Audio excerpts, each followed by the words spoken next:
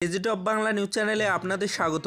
এই মুহূর্তের পর সবথেকে বিরাট বড় খবর, ত্রিপুরার সরকারি কর্মচারীদের জন্য সুখবর মিলেছে ডিএ নিয়ে। বিস্তারিত জানিয়ে দেব, সঙ্গে থাকবেন।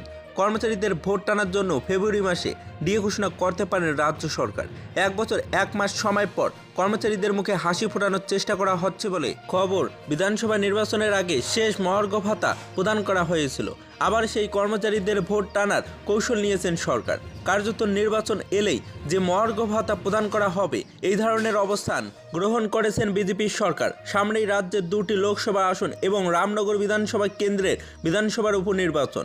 রাজ্যের অর্থ দপ্তরে একটি সূত্র জানায় যে ইতিমধ্যেই অর্থ সচিবের কাছে মহার্ঘ ভাতা সংক্রান্ত একটি ফাইল জমা দেওয়া হয়েছে। এতে 3 কিস্তির মহার্ঘ ভাতার প্রস্তাব রয়েছে। এগুলি হলো 3, 5 এবং 7%।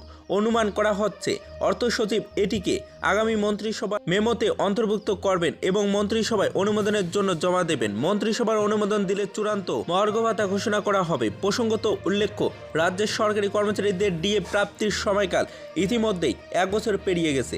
গত 1 বছর 1 মাস সময় মহার্ঘ ভাতা সম্পর্কে একটি শব্দ উচ্চারণ করেনি সরকার।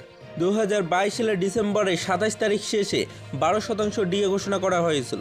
এরপর 2023-এর বিধানসভা নির্বাচনে বৈতরণী পার হওয়ার পরে কার্যত এই বিষয়ে একেবারেই নীরব ভূমিকা পালন করা হচ্ছে। এই অবস্থায় কেন্দ্রীয় সরকারের কর্মচারীদের সঙ্গে রাজ্য সরকারের কর্মচারীদের মহার্ঘ ভাতা পার্থক্য বেড়েই চলছে। বর্তমান সময়ে রাজ্য সরকারের কর্মচারীদের মহার্ঘ ভাতার পরিমাণ যেখানে 20%, সেই জায়গায় কেন্দ্রীয় সরকারের কর্মচারীদের ডিএ পাচ্ছেন 46% ডিএ। বঞ্চনার সাতকাহন কার্যত রাজ্য বিজেপির সরকার প্রতিষ্ঠিত হওয়ার পর থেকেই চলেই আসছে। অবশেষে এই জল্পনা কল্পনা কোন দিকে করে সেই দিকে তাকিয়ে রয়েছেন সকলেই। যদি ভিডিওটি ভালো লাগে তাহলে একটি লাইক দেবেন, চ্যানেলে নতুন হলে সাবস্ক্রাইব করে পাশে থাকা বেল আইকনে প্রেস করে রাখবেন এরকম লেটেস্ট ভিডিও আপডেটগুলি সর্বপ্রথম পাওয়ার জন্য। Airport AG top Bangla.